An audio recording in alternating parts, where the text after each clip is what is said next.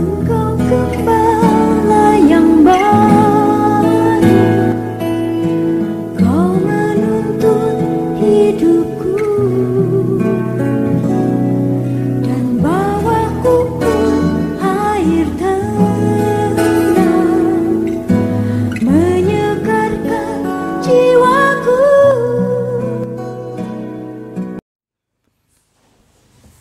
Puji Tuhan, pertama-tama saya mengucapkan puji syukur tentu kepada Tuhan, Kepala Gereja Mempelai Pria Surga. Dan juga saya tidak lupa menyapa anak-anak Tuhan, umat Tuhan, hamba-hamba Tuhan yang sedang mengikuti pemberitaan firman Tuhan lewat live streaming, video internet, YouTube, Facebook, dimanapun Anda berada. Sebab itu kita mohon dengan rendah hati supaya Tuhan bukakan firman-Nya bagi kita, sehingga ibadah ini betul-betul berkuasa dan ibadah ini menjadi dupa yang berbau harum, menyukakan hati Tuhan. Puji Tuhan, segera saja kita memperhatikan firman penggembalaan untuk ibadah pendalaman Alkitab yang disertai dengan perjamuan suci dari Rut pasal yang kedua. Firman penggembalaan untuk ibadah pendalaman Alkitab dari kitab Rut pasal yang kedua. Dan sekarang kita akan memperhatikan ayat yang ke-13. Tetapi saudaraku, malam ini kita akan memasuki Rut 2 ayat yang ke-13. Puji Tuhan, tibalah saatnya bagi kita untuk memperhatikan Rut 2 ayat 13. Sebenarnya sebelum kita membaca Rut 2 ayat 13 ini, sebenarnya inti dari Rut pasal 2 ialah 1. Rut memungut jelai gandum di ladang Boas. 1. Rut memungut jelai gandum di ladang Boas. Dimulai dari ayat 1 sampai dengan ayat 13. 2. Rut membawa jelai gandum yang berlimpah-limpah. Itu dari ayat yang ke-14 sampai dengan ayat 23. Jadi inti dari Rut pasal 2 ialah 1. Rut memungut jelai gandum di ladang Boas. Ayat 1 sampai dengan ayat 13. 2. Rut membawa gandum yang berlimpah-limpah. Ayat 14 sampai dengan ayat 23. Puji Tuhan, memungut jelai gandum di ladang Boas sama dengan berada di dalam tahbisan yang benar. Memungut jelai gandum di ladang Boas sama dengan berada di dalam tahbisan yang benar. Saat ini kita berada di ladang Tuhan, dan kita juga merupakan ladang Tuhan yang harus digarap dan dikerjakan oleh firman Allah dan roh Allah yang besar. Amin. Kemudian membawa jelai gandum berlimpah-limpah sama dengan hasil dari tahbisan yang benar. Membawa jelai gandum yang berlimpah-limpah sama dengan hasil dari tahbisan yang benar. Kalau tahbisannya benar, maka hasil dari tahbisan yang benar juga akan menjadi bagian kita masing-masing. Amin, saudaraku. Puji Tuhan. Sebab itu, biarlah kita datang melayani pekerjaan Tuhan di dalam tahbisan yang benar, tahbisan yang suci dan mulia, supaya kita memperoleh hasil dari tahbisan itu sendiri. Puji Tuhan. Mari kita membaca segera Rut pasal 2 ayat yang ke-13. Demikian firman Tuhan. Kemudian berkatalah Rut, memang aku mendapat belas kasihan daripadamu ya Tuanku, sebab Tuhan telah menghiburkan aku dan telah menenangkan hati hambamu ini, walaupun aku tidak sama seperti salah seorang hamba-hambamu perempuan. Puji Tuhan. Berkatalah Rut kepada Boas, memang aku mendapat belas kasihan daripadamu ya Tuan, ya Tuanku, sebab Tuhan telah menghiburkan aku dan telah menenangkan hati hambamu ini, walaupun aku tidak sama seperti salah seorang hambamu perempuan. Puji Tuhan. Hal yang senada juga pernah diungkapkan oleh Rut kepada Boas di dalam Rut pasal yang kedua ayat 10. Hal yang senada juga pernah diungkapkan oleh Rut kepada Boas di dalam Rut pasal yang kedua ayat yang ke-10. Demikian firman Tuhan. Lalu sujudlah Rut menyembah dengan mukanya sampai ke tanah dan berkata kepadanya, mengapakah aku mendapat belas kasihan daripadamu sehingga Tuhan memperhatikan aku, padahal aku ini seorang asing? Puji Tuhan. Rut berkata kepada Boas, "Mengapakah aku mendapat belas kasihan daripadamu sehingga Tuhan memperhatikan aku, padahal aku ini orang asing?" Saudaraku, sebetulnya Rut adalah bangsa Moab atau bangsa kafir, seperti apa yang diungkapkannya kepada Boas. Sedangkan kehidupan dari bangsa kafir ditandai dengan dua hal, yakni satu, hidup dalam penyembahan berhala. Dua, ditandai dengan dosa kejahatan dan dosa kenajisan. Amin, saudaraku. Sebetulnya Rut ini adalah bangsa Moab atau bangsa kafir, sebagaimana yang telah diungkapkan kepada Boas. Sedangkan kehidupan dari bangsa kafir ditandai dengan dua hal, yakni satu, hidup dalam penyembahan berhala. Dua, ditandai dengan dosa kejahatan dan dosa kenajisan. Tetapi sekalipun Rut adalah perempuan Moab atau bangsa kafir, di sini kita melihat ia mendapat belas kasihan atau kemurahan yang besar dari Boas.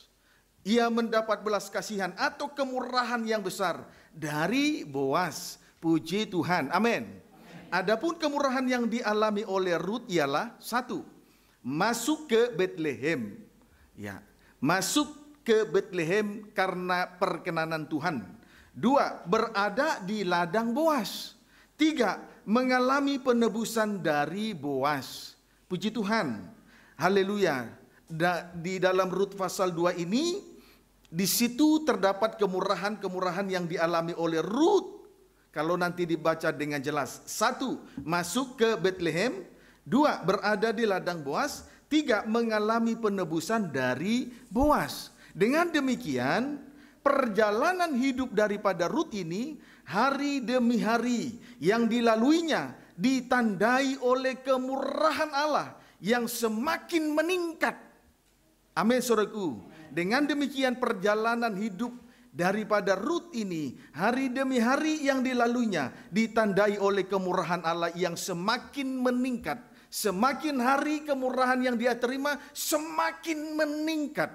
Puji Tuhan, biarlah kiranya di dalam hal mengikuti Tuhan, kemurahan yang kita terima semakin hari semakin meningkat. Amin, saudaraku.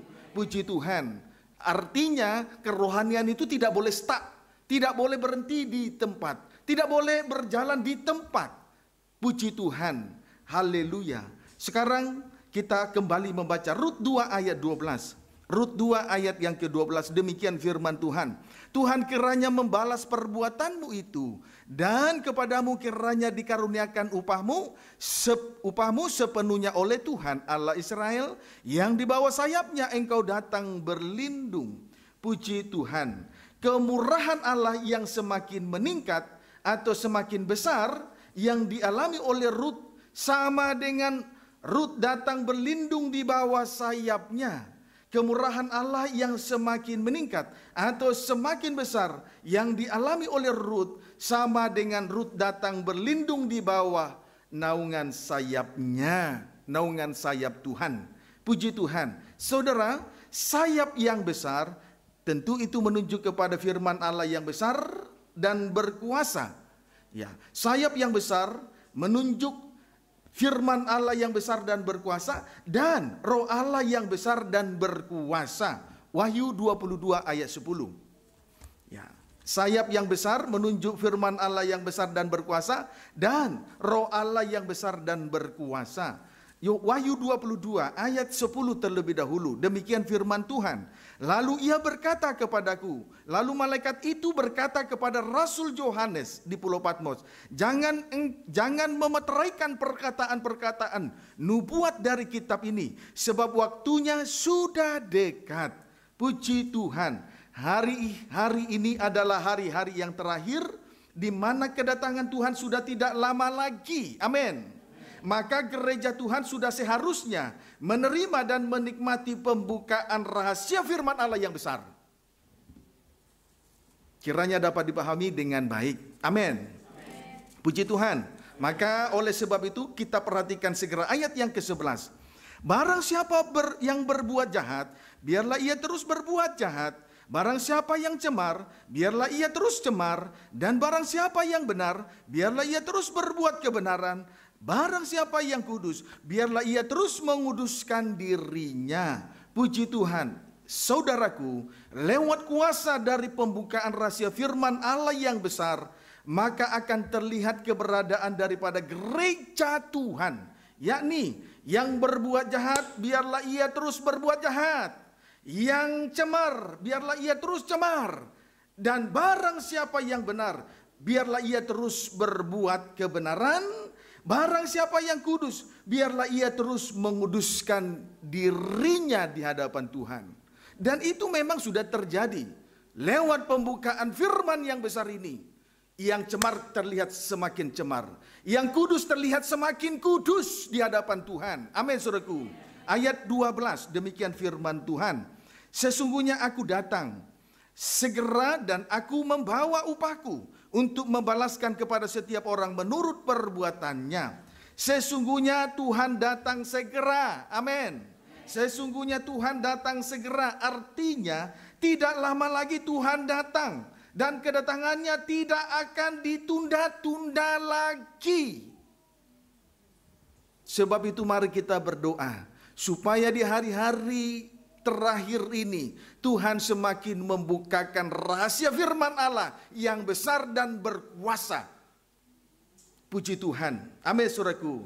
Kemudian kedatangan Tuhan untuk yang kedua kalinya di sini dikatakan untuk membalaskan kepada setiap orang menurut perbuatannya. Tuhan datang pada kali yang kedua untuk membalaskan kepada setiap orang menurut perbuatannya. Tadi kita sudah melihat di atas, oleh kuasa pembuka rahasia firman yang besar dan luar biasa, maka terlihatlah keberadaan daripada gereja Tuhan di hari-hari terakhir ini. Yang kudus terlihat semakin kudus, yang cemar terlihat kecemarannya. Dan itu sudah terbukti. Ada beberapa orang di antara kita, lewat kuasa pembukaan firman, terlihat keberadaannya, turun dari ibadah dan pelayanan. Kiranya dapat dipahami dengan baik. Itu kuasa pembukaan firman. Akan semakin terlihat keberadaan dari gereja Tuhan. Yang cemar terlihat semakin cemar. Yang kudus dia semakin menguduskan dirinya di hadapan Tuhan. Inilah kuasa dari pembukaan rahasia firman Allah yang besar dan luar biasa. Puji Tuhan. Amin. Daniel 12 ayat 4. Daniel 12 ayat 4.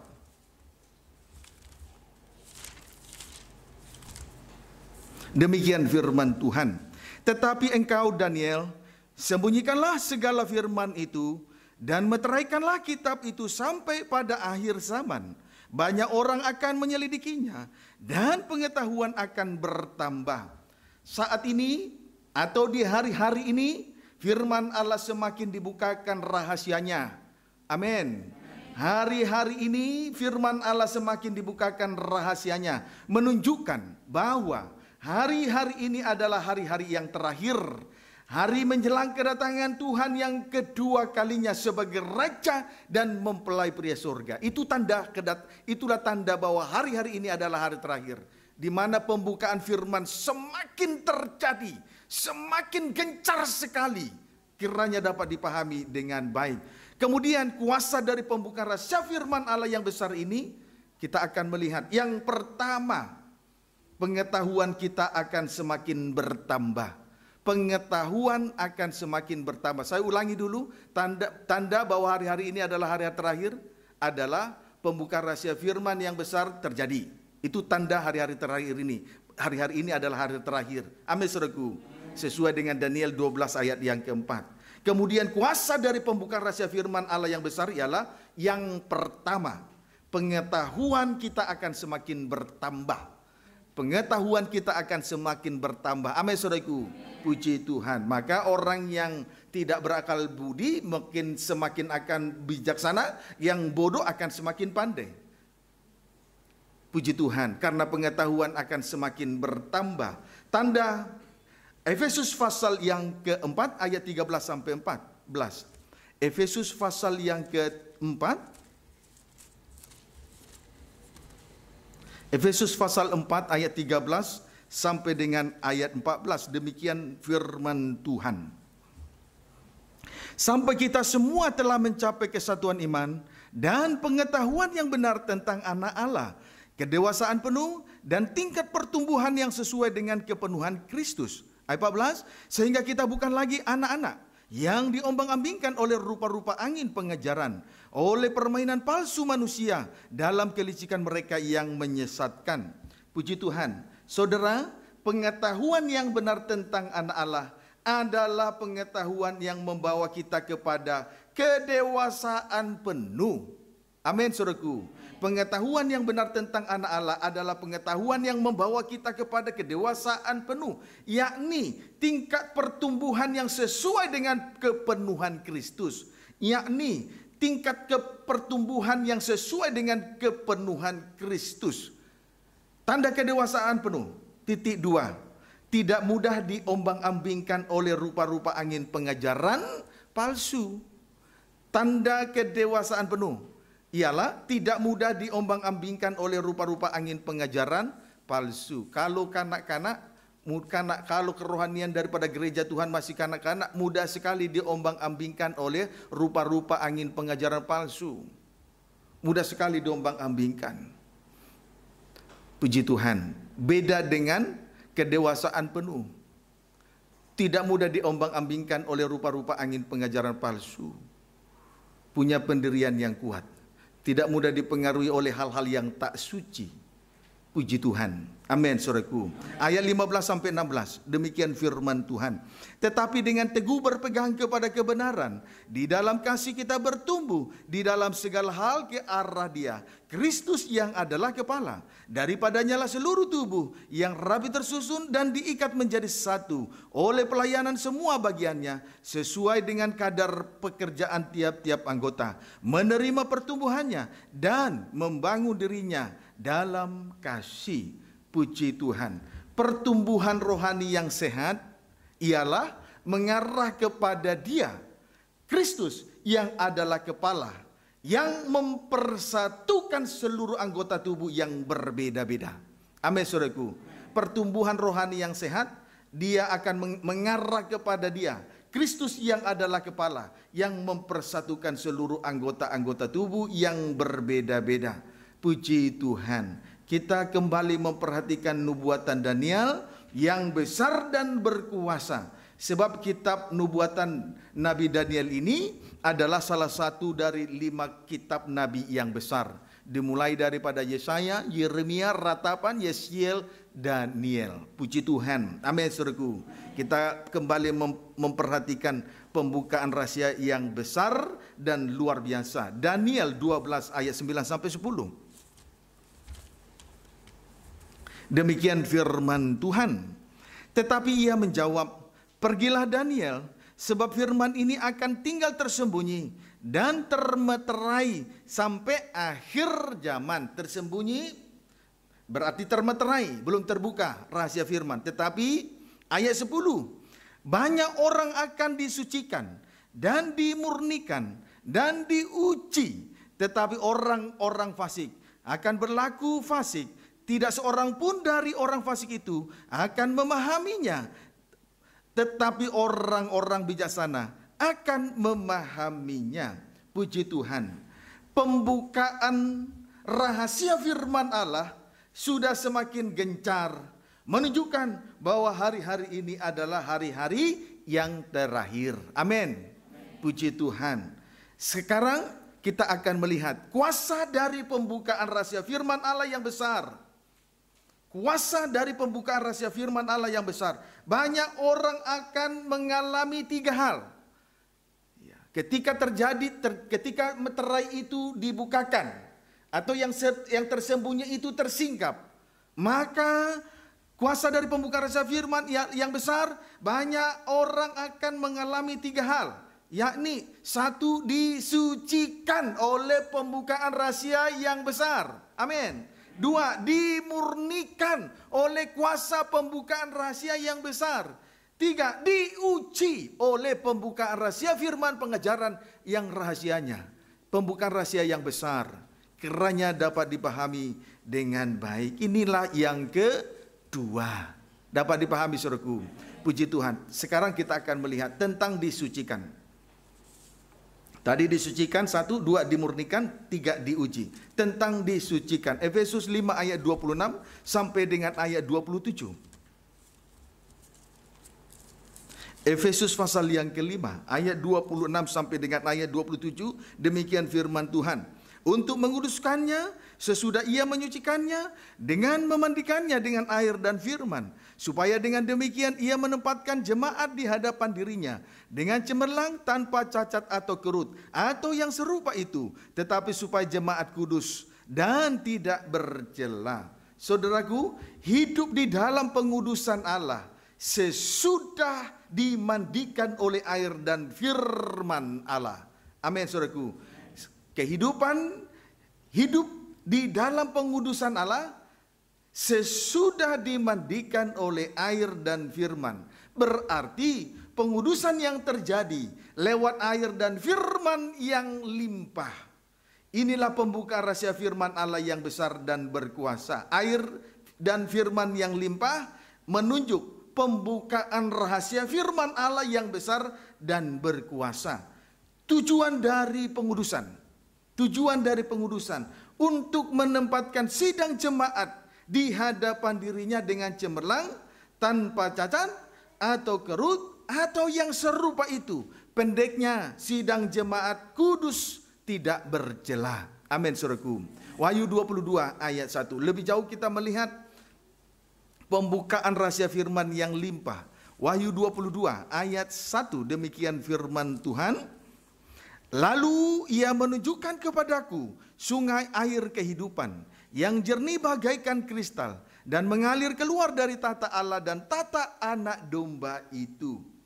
Sungai air kehidupan yang mengalir keluar dari tata Allah dan tata anak domba menunjuk air dan firman Allah yang limpah. Sungai air kehidupan yang mengalir keluar dari tata Allah dan tata anak domba menunjuk air dan firman Allah yang limpah, sama dengan firman Allah yang dibukakan rahasianya. Sama dengan firman Allah yang dibukakan rahasianya. Ciri-ciri air yang limpah. Selanjutnya kita akan melihat ciri-ciri air yang limpah. Jernih bagaikan kristal. Ciri-ciri air yang limpah. Jernih bagaikan kristal. Jernih sama dengan tidak keruh atau tidak ditambahkan dan tidak dikurangkan. Jadi yang membuat sungai air kehidupan, air yang limpah itu menjadi keruh apabila firman itu ditambahkan dan dikurangkan. Jadi jernih sama dengan tidak keruh atau tidak ditambahkan dan tidak dikurangkan. Amin, saudaraku. Strip pertama, firman yang ditambahkan ialah menyampaikan satu. Apabila hamba Tuhan di dalam hal menyampaikan satu atau dua ayat firman Allah, lalu ditambahkan dengan cerita-cerita isapan jempol, ditambahkan dongeng nenek tua, ditambahkan tahayul dan lain sebagainya. Itulah firman yang ditambahkan. Amin, saudaraku. Puji Tuhan. Ditambahkan berarti ayat firman satu dua ayat firman yang disampaikan oleh hamba Tuhan itu ditambahkan dengan cerita-cerita isapan jempol, ditambahkan dengan dongeng nenek-nenek tua, ditambahkan lagi tahayul, ditambahkan dengan filsafat-filsafat kosong manusia.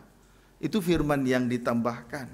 Nah, firman yang seperti ini tidak jernih, sama dengan keruh karena sudah ditambahkan. Puji Tuhan. Kemudian strip yang kedua, firman yang dikurangkan. Firman yang dikurangkan.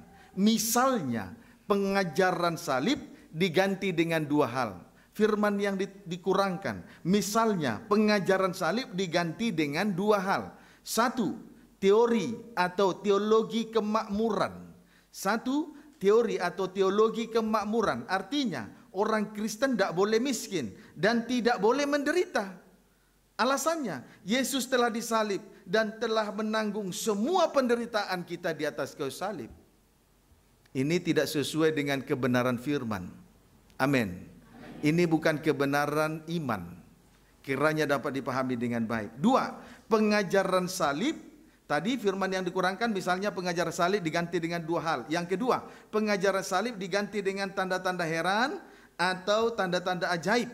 Misalnya di tengah ibadah pelayanan itu, saudaraku, yang ditegakkan di dalam ibadah pelayanan dalam satu penggembalaan adalah lewat penumpangan tangan hamba Tuhan itu, orang yang sakit sembuh. Kemudian terjadi, saudaraku, pengusiran terhadap setan. Saudaraku, hal itu memang tidak salah. Hal itu memang akan terjadi dalam setiap ibadah-ibadah yang Tuhan percayakan. Tetapi saudaraku, biarpun mujizat terjadi, sejuta kali terjadi di depan mata, kalau salib digantikan dengan yang lain, atau salib tidak ditegakkan di tengah ibadah dan pelayanan, maka mujizat yang terjadi lewat penumpangan tangan hamba Tuhan itu tidak ada artinya. Kiranya dapat dipahami dengan baik. Amin, saudaraku. Puji Tuhan. Jadi, saudaraku, tanda heran, tanda ajaib itu, saudaraku, itu sah-sah saja. Tidak salah di tengah ibadah dan pelayanan, itu boleh. Tetapi jangan sampai, saudaraku, hal-hal yang tanda-tanda ajaib, saudaraku, dinomorsatukan, tetapi salib tidak ditegakkan. Itu salah, tidak ada artinya. Itulah sedikit tentang pengertian dari jernih. Amin. Kemudian kuasa dari jernih tadi ialah bagaikan kristal. Kemudian kuasa dari jernih ialah bagaikan kristal. Tadi sungai air kehidupan yang mengalir keluar dari tata Allah dan tata anak domba, itulah firman Allah yang limpah. Amin, saudaraku. Nah, cirinya jernih bagaikan kristal. Tadi jernih sama dengan keruh karena ditambahi dan dikurangi. Kemudian kuasa dari jernih ialah bagaikan kristal. Jernih bagaikan kristal. Kristal sama dengan transparan, sama dengan tidak ada yang ditutup-tutupi, sama dengan tampil apa adanya, sama dengan luar dan dalam sama, menunjuk orang yang jujur. Sedangkan orang yang jujur dipimpin oleh ketulusan hatinya. Sedangkan orang yang jujur dipimpin oleh ketulusan hatinya. Amin, saudaraku. Puji Tuhan.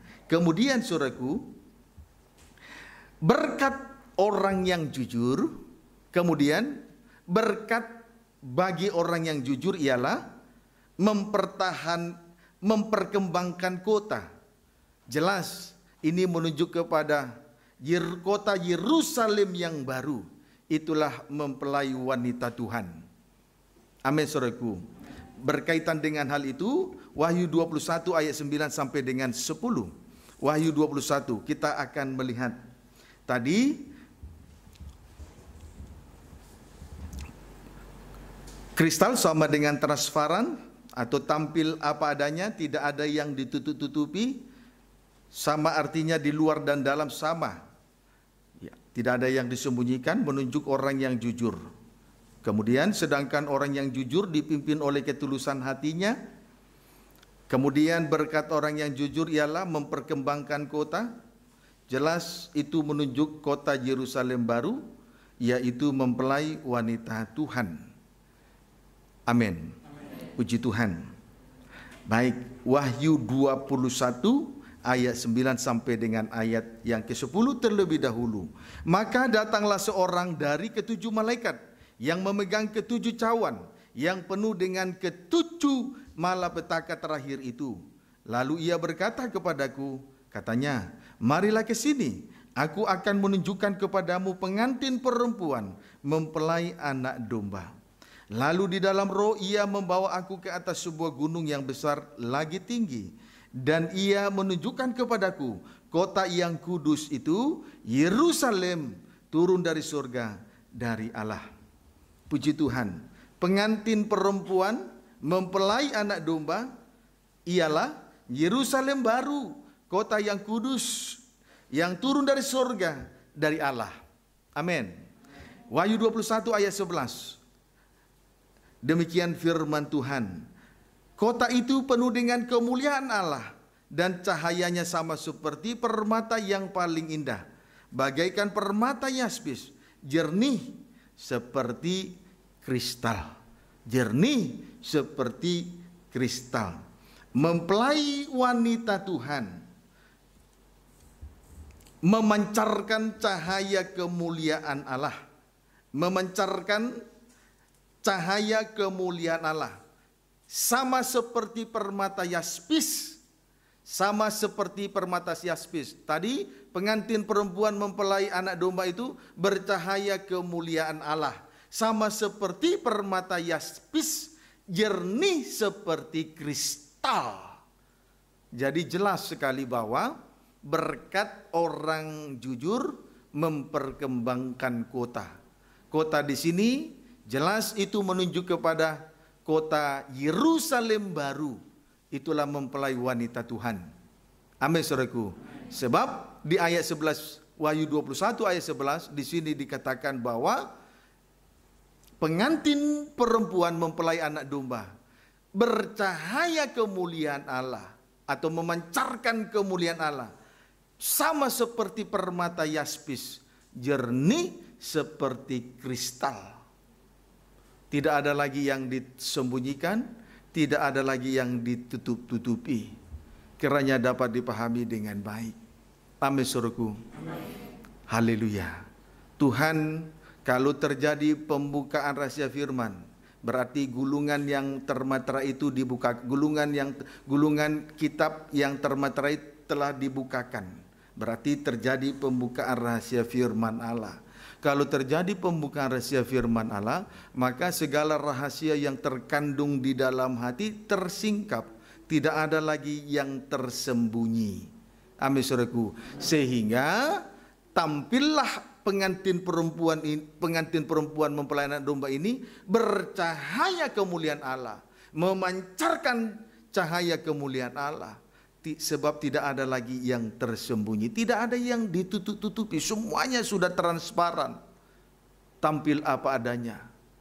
Semuanya sudah transparan, tampil apa adanya. Amin, saudaraku. Puji Tuhan, kiranya dapat dipahami dengan baik. Berarti Efesus pasal 4 ayat 26 sampai dengan ayat 27 itu sama dengan Wahyu 22 ayat 1. Amin, saudaraku.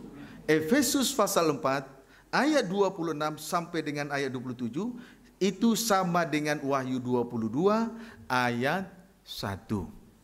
Puji Tuhan. Dan memang juga kalau kita telusuri Efesus pasal yang keempat sampai nanti di Efesus pasal 4 ini diakhiri dengan, saudaraku, terwujudnya hubungan nikah. Itulah hubungan antara Efesus pasal yang kelima. Akhir dari Efesus pasal 5 ini sesudah mengalami pengudusan oleh air dan firman yang limpah. Akhir dari Efesus pasal yang kelima adalah terjadinya hubungan nikah. Hubungan suci antara tubuh dengan kepala. Maka pada ayat-ayat akhir dari Efesus pasal yang kelima itu, saudaraku, seorang laki-laki akan meninggalkan ayah dan ibunya dan bersatu dengan perempuan itu, istrinya. Amin, saudaraku. Hal yang senada dengan Wahyu pasal 22 ayat 1. Sungai air kehidupan mengalir keluar dari tata Allah dan tata anak domba. Ini pembukaan rahasia yang besar. Cirinya jernih bagaikan kristal. Jernih berarti tidak keruh, tidak ditambahkan, tidak dikurangkan. Kemudian kalau berbicara tentang kristal berarti transparan. Tidak ada lagi yang tersembunyi. Karena pembukaan rahasia firman yang besar menyingkapkan segala yang tersembunyi. Dosa dibongkar dengan tuntas. Sehingga tampillah pengantin perempuan mempelai anak domba dengan bercahaya kemuliaan Allah, memancarkan cahaya kemuliaan Allah, karena tidak ada lagi yang ditutup-tutupi.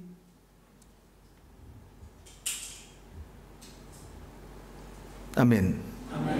Jadi persis seperti permata yaspis. Persis seperti permata yaspis. Jernih seperti kristal.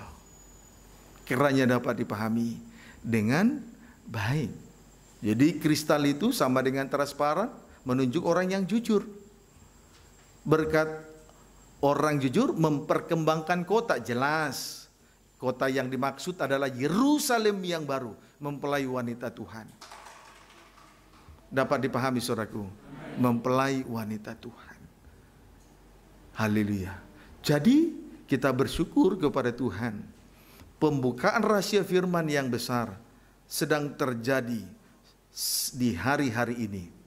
Pembukaan rahasia firman yang besar sedang gencar sekali. Sehingga terlihatlah keberadaan dari gereja Tuhan. Yang suci semakin suci, yang najis semakin najis, yang cemas akan terlihat kecemarannya. Dan kalau kita bandingkan dengan Daniel pasal 12 ayat 4, Daniel 12 ayat 9 dan 10, maka jelas apabila terjadi pembukaan rahasia yang besar, pembukaan rahasia firman Allah yang besar, menunjukkan bahwa hari-hari ini adalah hari-hari terakhir. Sementara pembukaan rahasia firman Allah yang besar itu, yang pertama memberi pengetahuan, menambah pengetahuan bagi kita semua. Amin saudaraku. Memberi pengetahuan bagi kita. Kemudian saudaraku, kemudian yang kedua, 3 hal terjadi. Dimurnikan, disucikan, dimurnikan, dan diuji. Dan di sini kita sudah melihat bahwa kehidupan kita hari-hari ini sedang disucikan oleh air firman yang limpah. Itulah sungai air kehidupan yang mengalir keluar dari tahta Allah. Amin saudaraku. Cirinya jernih bagaikan kristal. Sebab Tuhan mau bawa kita untuk menjadi pengantin perempuan mempelai anak domba. Jadi Efesus pasal yang kelima ayat 26 sampai ayat 26 dan 27 akan bermuara sampai kepada pesta nikah anak domba.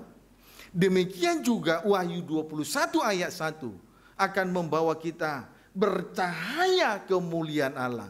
Itulah cahaya dari pengantin perempuan mempelai anak domba. Amin.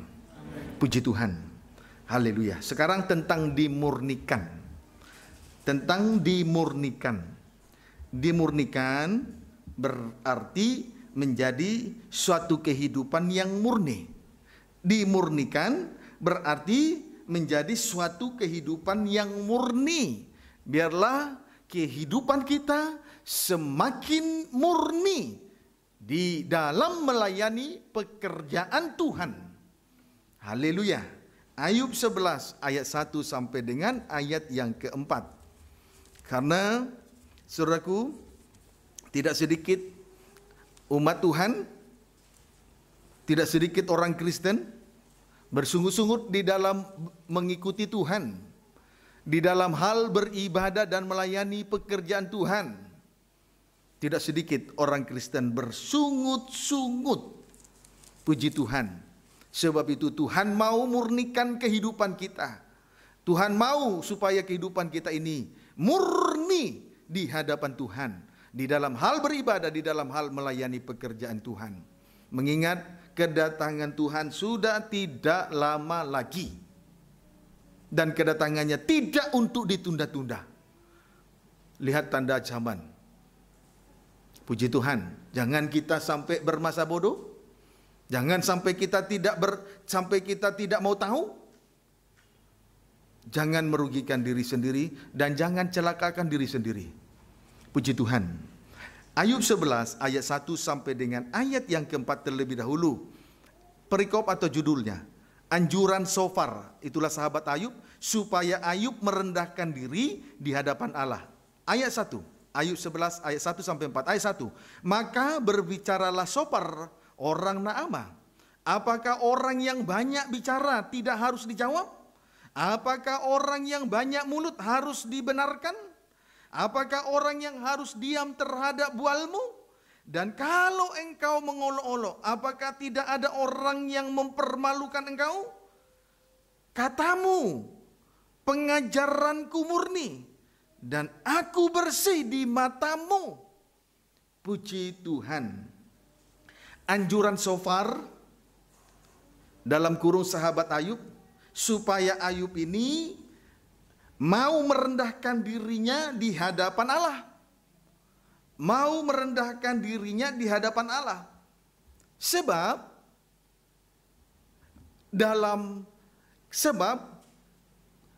pada saat Ayub menderita sangat, dan penderitaan yang pada saat Ayub menderita, dan penderitaan yang lama yang sudah dia derita itu, saudaraku, mulailah di sini kita melihat Ayub bersungut-sungut. Mulailah Ayub ngomel. Mulailah Ayub ngedumel. Mengeluarkan kata-kata yang tidak sewajarnya. Itu sebabnya sahabat, 1 dari 3 sahabat akrab daripada Ayub itulah Sofar, berkata kepada Ayub, apakah orang yang banyak bicara tidak harus dijawab? Lalu Sofar berkata, apakah orang yang banyak mulut harus dibenarkan? Orang yang banyak bicara tidak dibenarkan. Kemudian apakah orang yang harus diam terhadap, apakah orang harus diam terhadap bualmu? Banyak bicara. Kemudian, dan kalau engkau mengolok-olok, apakah tidak ada yang mempermalukan engkau? Sementara Ayub merasa bahwa pengajarannya murni, bahwa hidupnya murni, dan juga Ayub merasa dia bersih di mata Tuhan. Saudara, yang menjadi bulu pengukur terhadap 3 perkara yang terdapat di dalam Wahyu 11 ayat 1 adalah sebatang bulu, itulah tongkat pengukur. Sementara perasaan dan pengertian manusia, bahkan pandangan manusia tidak dapat digunakan sebagai alat pengukur untuk mengukur 3 perkara di dalam Wahyu 11 ayat 1. Itulah bait suci Allah. Adapun yang diukur di dalam Wahyu pasal 11 ayat 1 itu 1 bait suci Allah, 2 mezbah, 3 mereka yang beribadah di dalamnya.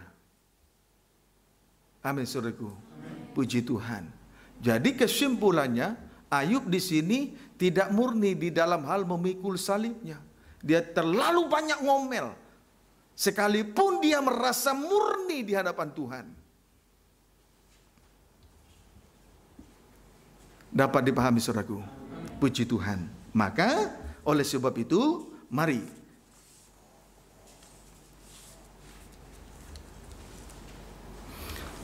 pengajaran yang dia miliki itu murni, sementara Ayub sendiri masih membenarkan saudaraku, dan membela dirinya dengan perkataan-perkataan yang banyak. Suka ngomel itu berarti belum murni di dalam hal memikul salib. Ngomel dalam memikul salib belum murni di dalam hal mengikuti Tuhan. Walaupun kita merasa kita sudah murni. Puji Tuhan. Perasaan, pengertian, dan pandangan manusia tidak layak untuk mengukur bait suci Allah, mezbah, dan mereka yang beribadah dalamnya. Selain tongkat, itulah bulu pengukur. Puji Tuhan. Kiranya dapat dipahami. Ayat 5 sampai dengan ayat 6. Tetapi mudah-mudahan Allah sendiri berfirman dan membuka mulutnya terhadap engkau dan memberitakan kepadamu rahasia hikmat. Karena itu ajaib bagi pengertian. Maka engkau akan mengetahui bahwa Allah tidak memperhitungkan bagimu sebagian daripada kesalahanmu. Puji Tuhan.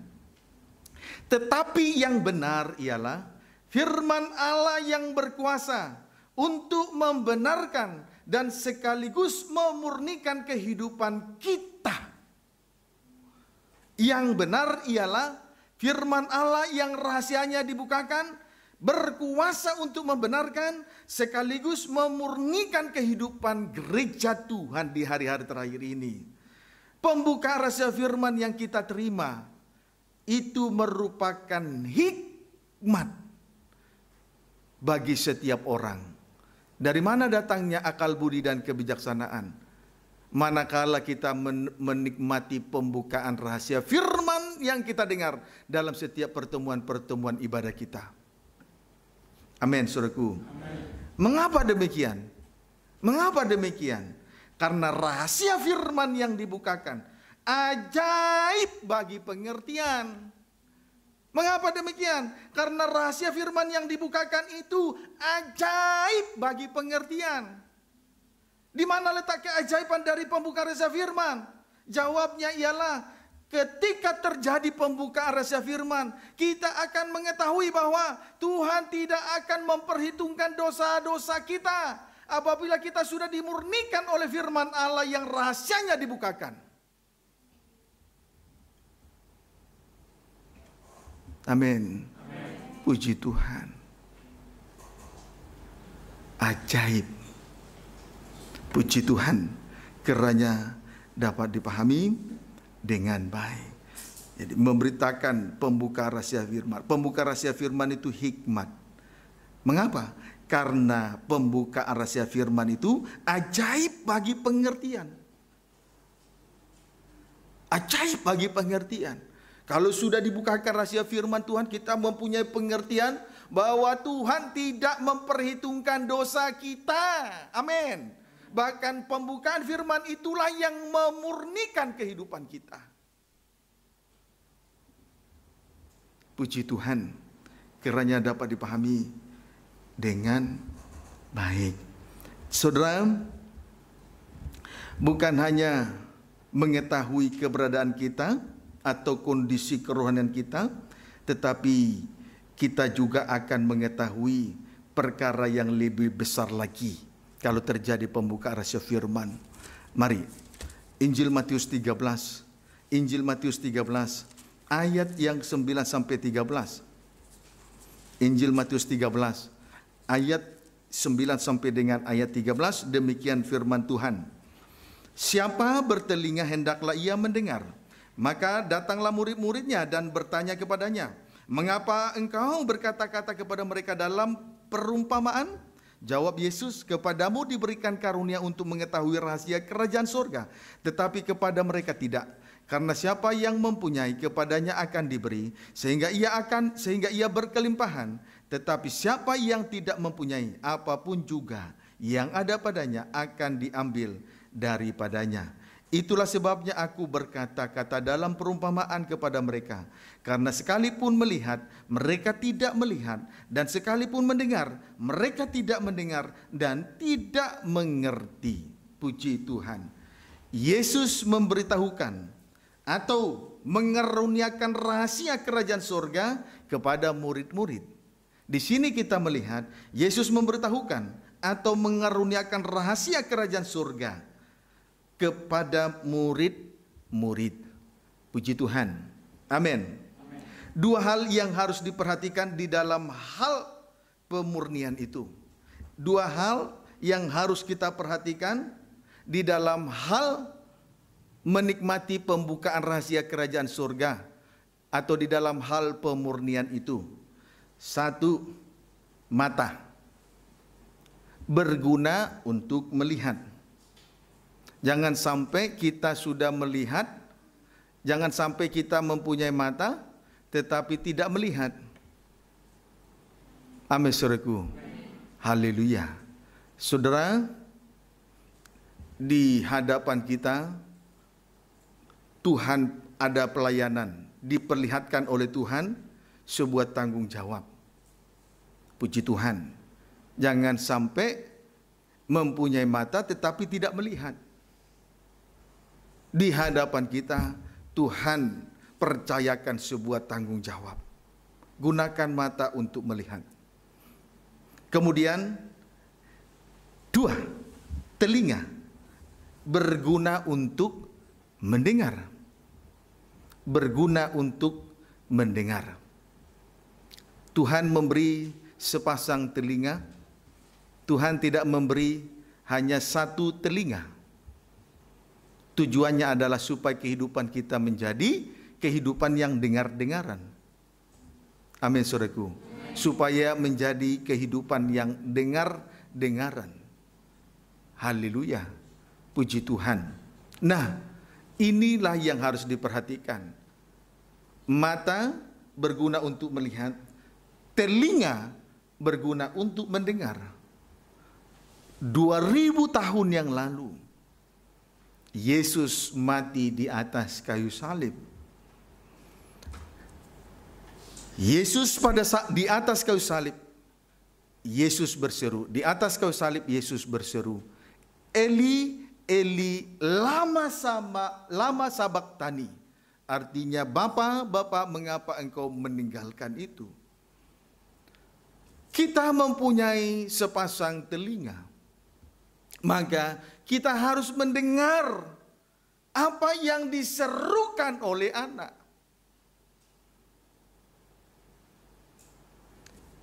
Anak, dia ditinggalkan seorang diri untuk menanggung penderitaan di atas kayu salib. Jangan sampai kita tidak mendengar itu. Jadi manakala kita harus menanggung penderitaan yang tidak harus dia tanggung, jangan sampai kita tidak memperhatikan itu, mendengarkan itu.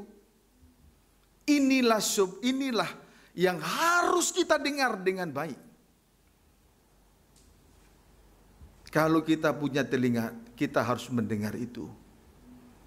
Seruan sebagai doa penyahutan dari anak kepada Bapa. Puji Tuhan. Amin. Haleluya. Kalau kita mempunyai telinga, kita harus mendengar seruan itu. Apa tandanya kita sudah mendengar?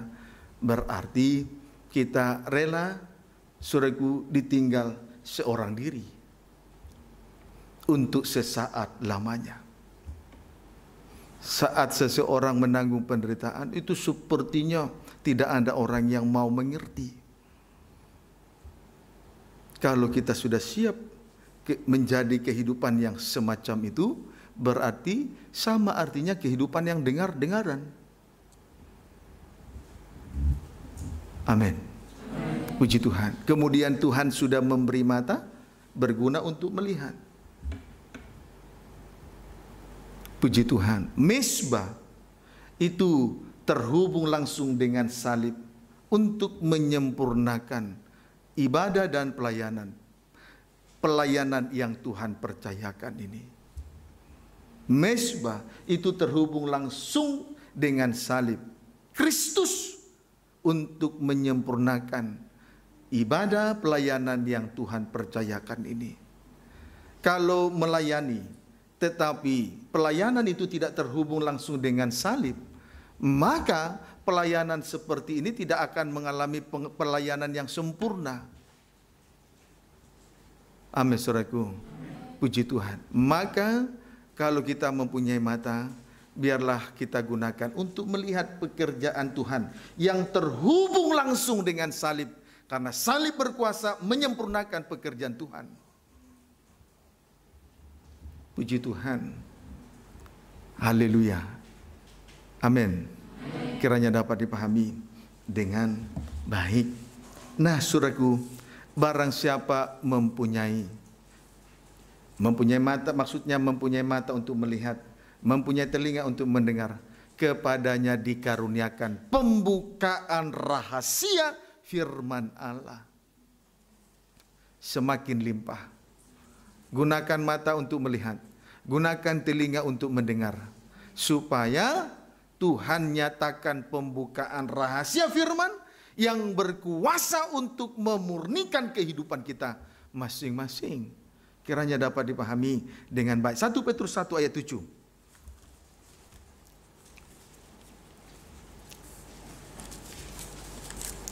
1 Petrus 1 ayat 7. Demikian firman Tuhan. Maksud semuanya itu ialah untuk membuktikan kemurnian imanmu yang jauh lebih tinggi nilainya daripada emas yang fana yang diuji kemurniannya dengan api, sehingga kamu memperoleh puji-pujian dan kemuliaan dan kehormatan pada hari Yesus Kristus menyatakan dirinya. Puji Tuhan, kemurnian iman yang kita miliki itu jauh lebih tinggi nilainya daripada emas yang fana yang diuji kemurniannya oleh api. Saya ulangi, kemurnian iman yang kita miliki ini itu jauh lebih tinggi nilainya daripada emas yang fana. Puji Tuhan. Tuhan lewat pembukaan rahasia firman yang besar ini bertujuan untuk memurnikan kehidupan kita masing-masing. Kemurnian iman, sebab kemurnian iman lebih tinggi nilainya daripada emas fana. Lebih tinggi. Kemurnian iman inilah yang membuat kita bernilai tinggi di hadapan Tuhan. Bukan karena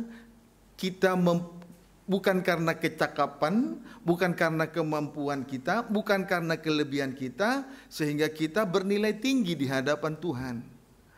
Tetapi melainkan oleh karena kemurnian iman itulah yang membuat kehidupan kita bernilai tinggi di hadapan Tuhan. Sebab itu jangan kita banyak ngomel, banyak bersungut-sungut di dalam hal memikul salib. Bukan karena kecakapan, bukan karena kelebihan, bukan karena banyaknya pelayanan-pelayanan lalu kita bernilai tinggi. Tidak. Tetapi kemurnian iman itulah sehingga kita bernilai tinggi di hadapan Tuhan. Jadilah kehidupan yang bernilai tinggi. Jadilah kehidupan yang bernilai tinggi. Karena memiliki kemurnian iman. Tidak ngomel, tidak bersungut-sungut dalam hal melayani pekerjaan Tuhan. Susah senang tidak bersungut-sungut. Amin. Puji Tuhan. Itulah kemurnian iman. Bernilai tinggi di hadapan Tuhan. Haleluya. Nah, keuntungan kemurnian iman, keuntungan apabila kita memiliki kemurnian iman, ya,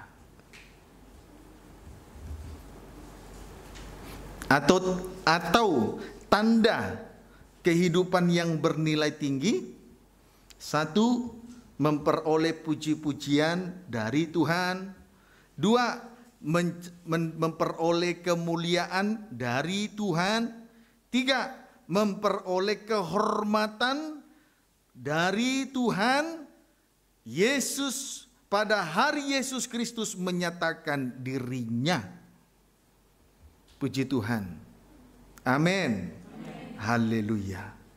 Kiranya dapat dipahami dengan baik. Haleluya. Ayat yang keempat. 1 Petrus 1 ayat keempat. Untuk menerima suatu bagian yang tidak dapat binasa, yang tidak dapat cemar, yang tidak dapat layu, yang tersimpan di surga bagi kamu. Puji Tuhan. Itulah puji-pujian, itulah kemuliaan, itulah kehormatan yang kita peroleh dari Tuhan. Itulah kerajaan surga. Kerajaan surga adalah kerajaan yang tidak dapat binasa, tidak dapat cemar, yang tidak dapat layu. Puji Tuhan. Haleluya. Amin saudaraku. Tidak dapat binasa, tidak dapat cemar, dan tidak dapat layu. Puji Tuhan. Itulah puji-pujian, itulah kemuliaan, itulah kehormatan. Bagi kehidupan yang sudah bernilai tinggi, memiliki kemurnian iman. karena dimurnikan oleh pembukaan rahasia yang besar dan luar biasa. Kiranya dapat dipahami dengan baik. Itulah tentang dimurnikan. Sekarang tentang diuji. Tentang diuji. Saudaraku, tidak seorang pun manusia di atas muka bumi ini yang tidak mengalami ujian. Semua orang pasti menghadapi ujian. Ada ujian yang kecil, ada ujian yang besar. Ada ujian yang silih berganti, tidak berkesudahan. Ujian yang pertama belum selesai, muncul lagi ujian yang kedua. Terus silih berganti. Puji Tuhan. Jadi tidak ada seorang pun yang tidak mengalami ujian. Tetapi kalau kita memiliki akal budi, kalau kita berlaku bijaksana terhadap ujian itu, maka kita harus menyikapi ujian itu dengan sabar, dengan tenang, dengan rela hati. Karena tidak ada seorang pun yang naik ke level yang lebih tinggi kalau dia tidak terlebih dahulu menghadapi ujian. Amin. Puji Tuhan. Haleluya. 1 Petrus 4 ayat 12. 1 Petrus 4 ayat 12, demikian firman Tuhan menderita sebagai Kristen. Saudara-saudara yang kekasih, janganlah kamu heran akan nyala api siksaan yang datang kepadamu sebagai ujian, seolah-olah ada sesuatu yang luar biasa terjadi atas kamu. Puji Tuhan. Saudara-saudara yang kekasih, jangan kita heran apabila kita menghadapi nyala api siksaan sebagai ujian. Amin. Jangan heran menghadapi nyala api siksaan sebagai ujian. Dan jangan dibesar-besarkan seolah-olah ada sesuatu yang luar biasa terjadi atas kita. Puji Tuhan. Amin. Puji Tuhan. Haleluya. Kalau ujian itu sudah sampai di leher, maka tinggal tunggu waktu. Tuhan akan nyatakan kemuliaannya. Percaya saja. Kalau ujian itu sudah sampai di leher, sudah nggak sanggup apa-apa lagi, berarti ujian itu, hasil dari ujian itu, Tuhan akan nyatakan kemuliaannya. Itu sebabnya tadi saya katakan, tidak ada seorang pun manusia, tidak ada seorang pun insan yang tidak mengalami ujian. Dan ujian itu memang perlu. Karena lewat ujian ini, level rohani kita berada di tingkat yang lebih tinggi. Tidak mungkin level rohani kita berada di tingkat yang lebih tinggi kalau tidak terlebih dahulu melewati ujian. Jadi manakala kita menghadapi ujian, jangan bersungut-sungut seolah-olah ada sesuatu yang luar biasa terjadi. Puji Tuhan. Amin. Salib tidak bisa terhindarkan lagi dari kehidupan orang-orang yang mau hidup beribadah kepada Tuhan. Sudah tidak bisa terhindarkan lagi itu. Jadi jangan dibesar-besarkan kalaupun menghadapi ujian. Memang firman Allah yang rahasianya dibukakan adalah firman Allah yang besar. Berkuasa untuk menguji, untuk membawa kita kepada satu ujian. Tetapi bukan untuk mencelakakan kehidupan kita masing-masing. Tuhan tidak pernah mencelakakan kehidupan dari gereja Tuhan. Untuk apa Tuhan menciptakan gerejanya selanjutnya untuk dibinasakan? Tuhan itu bekerja tidak sia-sia. Manusia saja yang bekerja dengan sia-sia. Sebab memang banyak pekerjaan manusia yang sia-sia. Kiranya dapat dipahami. Banyak perbuatan manusia yang sia-sia. Puji Tuhan. Jadi kalaupun menghadapi nyala api siksa sebagai ujian, tidak perlu besarkan. Jangan heran, karena salib tidak mungkin lagi terhindarkan bagi orang yang mau hidup beribadah kepada Tuhan. Kiranya dapat dipahami dengan baik. Beda dengan orang Yunani. Pemberitaan salib bagi orang Yunani itu suatu kebodohan. Bagi orang dunia, salib itu suatu kebodohan. Tapi bagi kita, salib adalah hikmat dan kekuatan. Jangan kita berkata, ujian itu merupakan kebodohan. Itu merupakan hikmat. Itu merupakan kekuatan bagi kita. Jadi pembukaan firman supaya kita dimampukan untuk menghadapi ujian. Puji Tuhan, kiranya dapat dipahami dengan baik. 1 Korintus 3.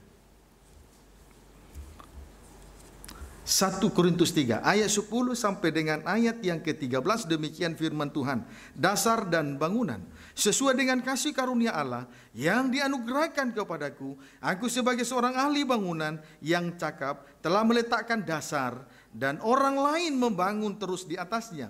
Tetapi tiap-tiap orang harus memperhatikan bagaimana ia harus membangun di atasnya, karena tidak ada seorang pun yang dapat meletakkan dasar lain daripada dasar yang telah diletakkan, yaitu Yesus Kristus.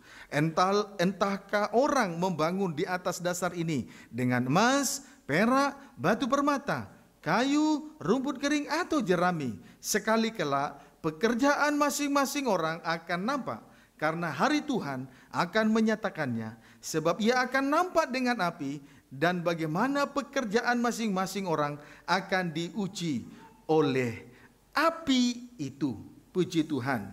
Saudara, pertama-tama yang harus saya sampaikan di sini adalah Rasul Paulus telah meletakkan dasar dari tiap-tiap bangunan. Karena dia adalah ahli bangunan yang cakap, dan dia sudah meletakkan dasar daripada tiap-tiap bangunan. Jadi sebelum bangunan itu didirikan, terlebih dahulu meletakkan pondasi, dasar bangunan. Dan Rasul Paulus telah meletakkan dasar bangunan itu. Amin. Tetapi selanjutnya, tiap-tiap orang harus memperhatikan bagaimana ia harus membangun di atas dasar itu. Tidak boleh sembarangan membangun. Amin. Tidak boleh sembarangan membangun. Haleluya.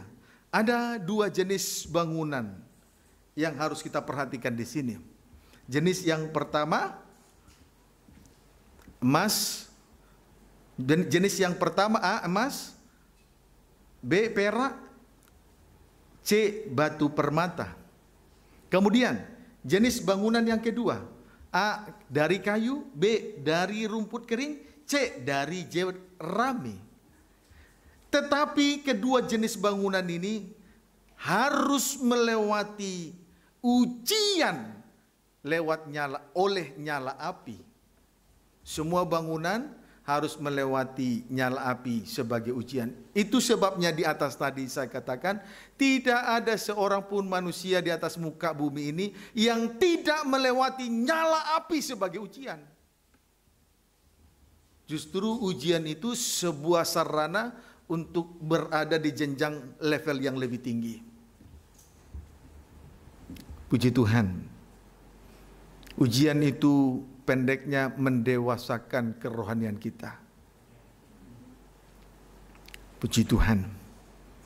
Haleluya. Kalau kita mengasihi Tuhan tanpa ujian, belum terbukti.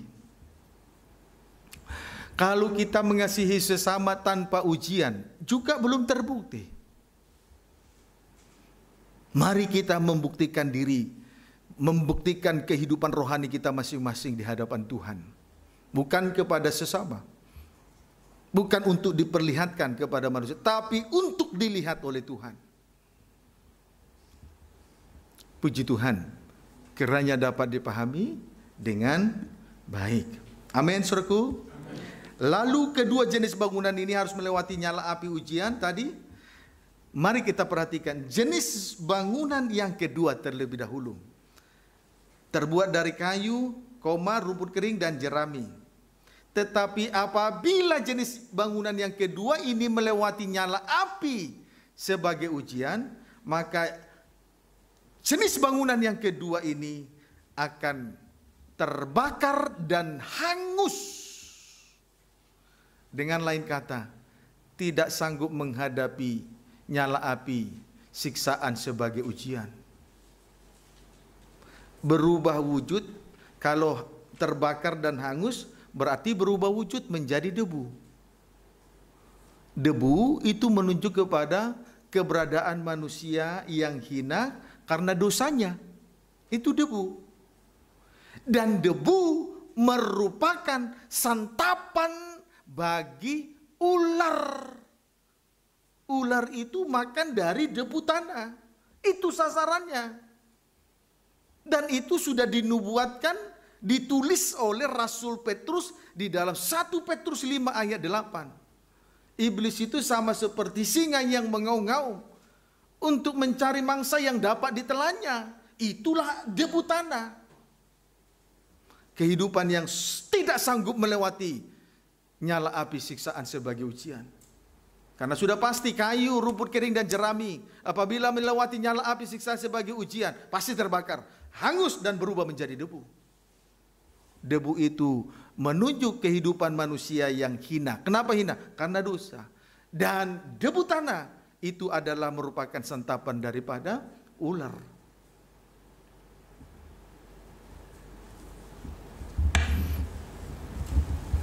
Puji Tuhan, jangan banyak kita berdalih. Puji Tuhan, manakala kita harus menghadapi ujian. Haleluya. Kiranya dapat dipahami dengan baik. Kayu itu menunjuk manusia daging dengan segala tabiat-tabiatnya. Wajar saja dia terbakar dan hangus berubah menjadi debu tanah. Amin. Kemudian rumput kering menunjuk kehidupan yang jauh dari Tuhan atau tanpa persekutuan kepada Tuhan.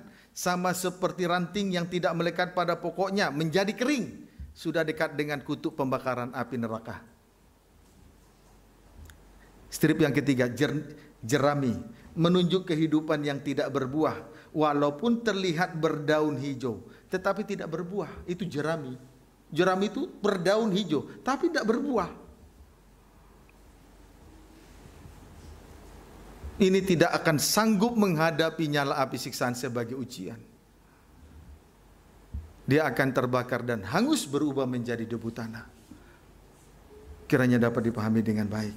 Sedangkan jenis bangunan yang pertama, itulah emas, perak, dan batu permata.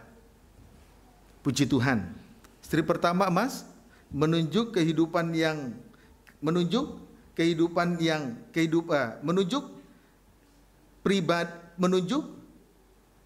pribadi yang dimurnikan dan disucikan oleh Roh El Kudus.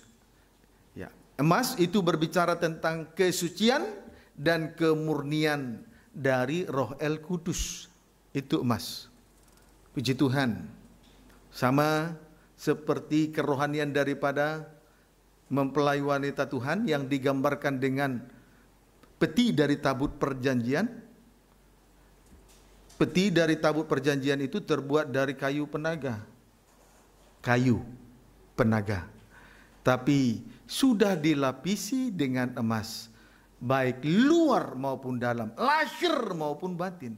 Sehingga kualitas rohaninya sederajat dengan mempelai laki-laki surga.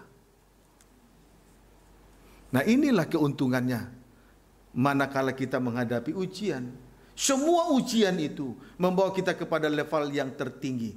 Puncak daripada level tertinggi. Mempelai wanita Tuhan. Jadi jangan kita terheran-heran dengan ujian. Memang pembukaan rahasia firman yang besar ini untuk memberi kemampuan manakala kita menghadapi ujian. Haleluya. Kemudian perak.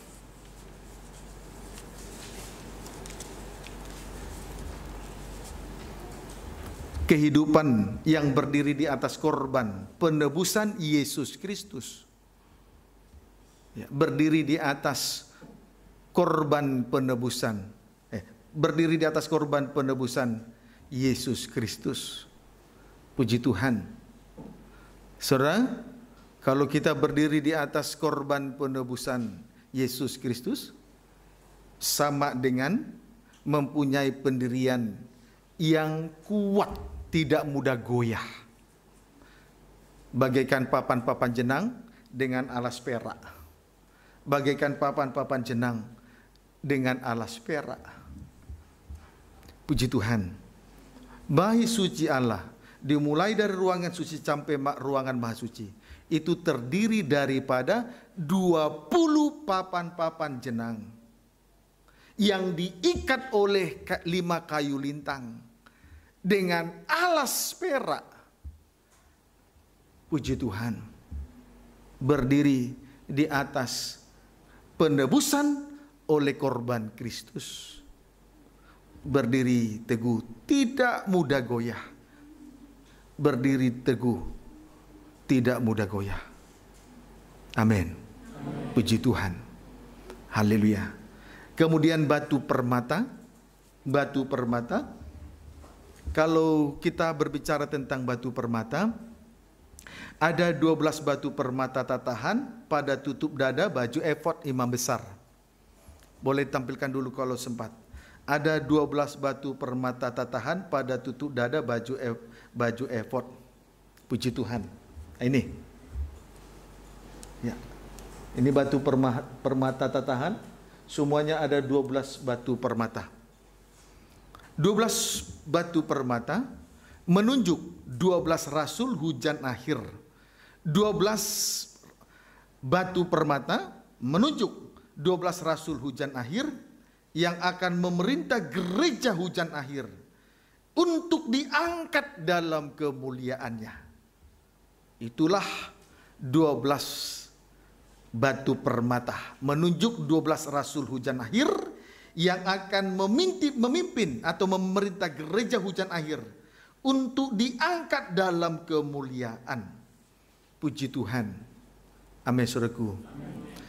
Jadi 12 batu permata ini itu merupakan kemuliaan dari Allah Roh El Kudus.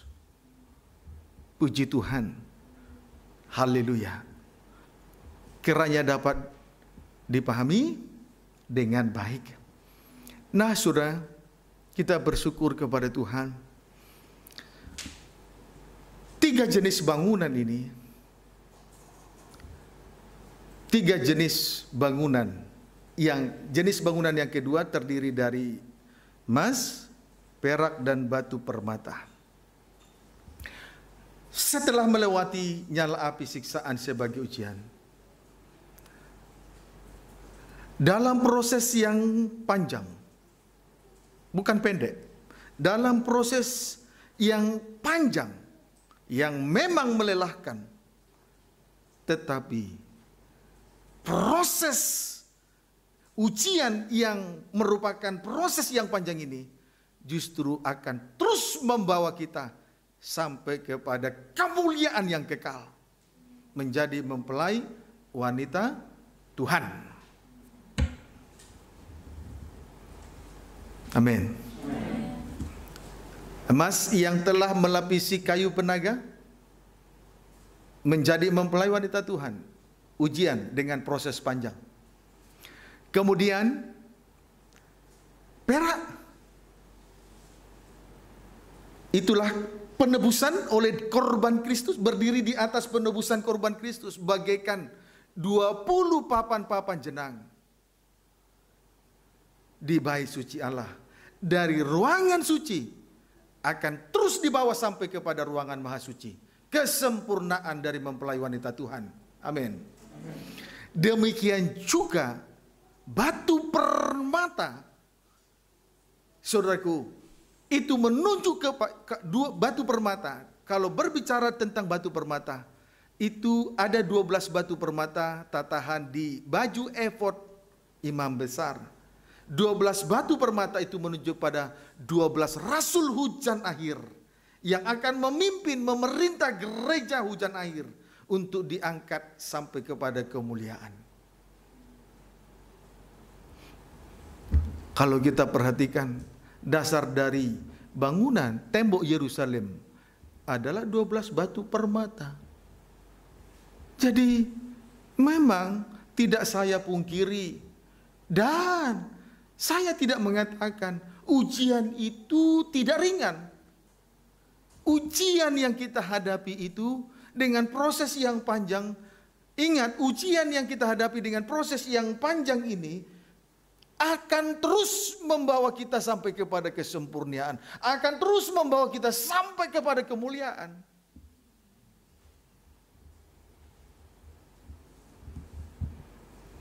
Kiranya dapat dipahami dengan baik.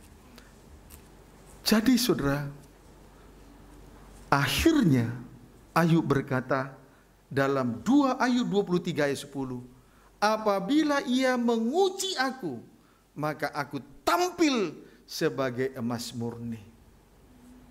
Jadi ujian itu yang membawa kita sampai kepada kemuliaan. Amin, saudaraku.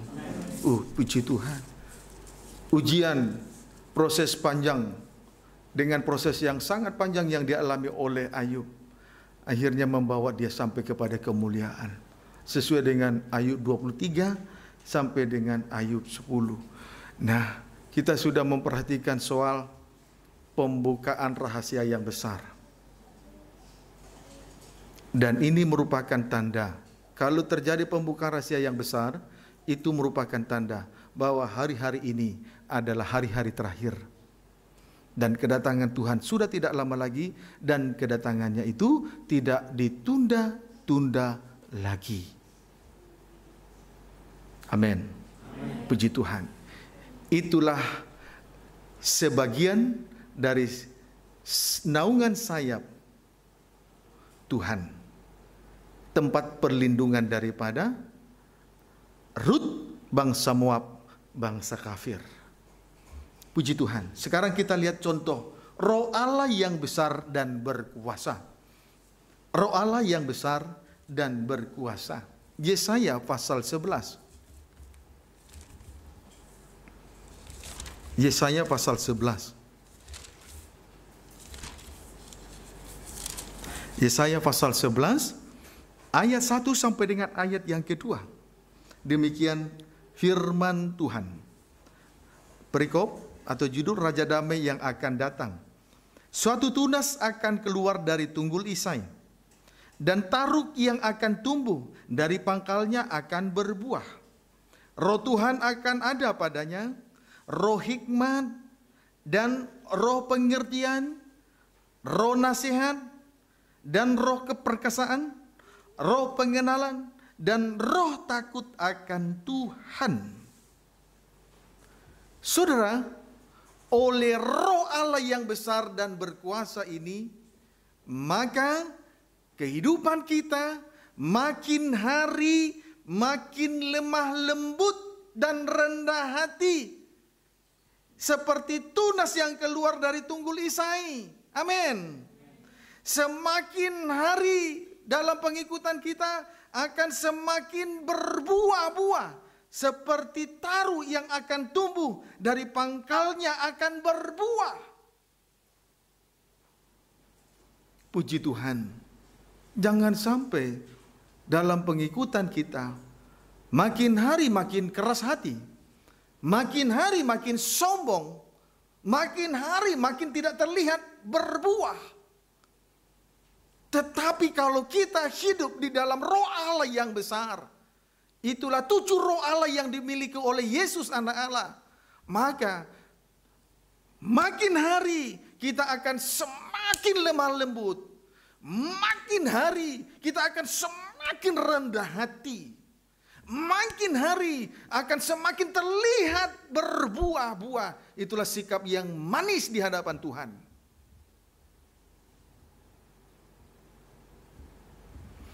Tujuh roh Allah yang dimiliki oleh Yesus anak Allah itu merupakan 7 roh Allah yang besar.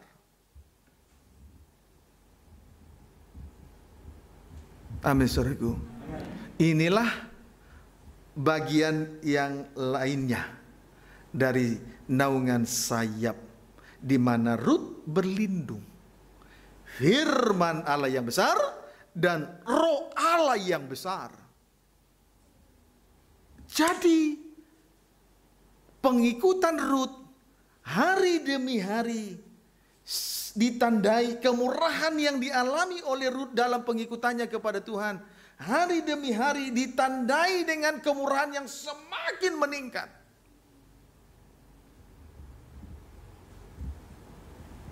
Dimulai dari masuk oleh perkenanan Tuhan masuk ke Bethlehem. Oleh kemurahan Tuhan dipercayakan berada di ladang Tuhan, ladang Boas. Dan sampai mengalami penebusan.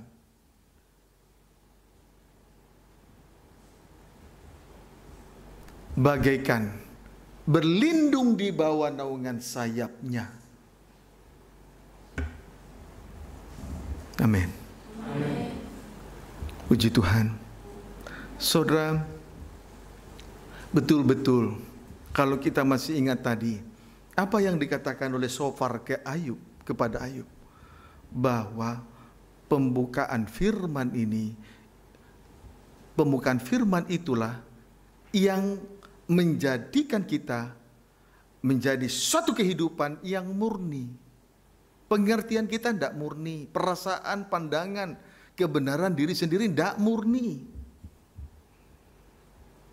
Tetapi lewat kemurnian dari pembukaan rahasia firman itu kita semakin dimurnikan. Dan pembukaan rahasia firman itu merupakan hikmat. Mengapa? Karena memberi pengertian, karena pengertian itu adalah rahasia firman itu hikmat. Karena ajaib bagi pengertian. Mengapa? Setelah kita menikmati pembukaan rahasia firman, baru kita mengerti, terbukalah pikiran kita, terceliklah mata rohani kita, sehingga kita bisa melihat bahwa Tuhan sudah ampuni dosa kita.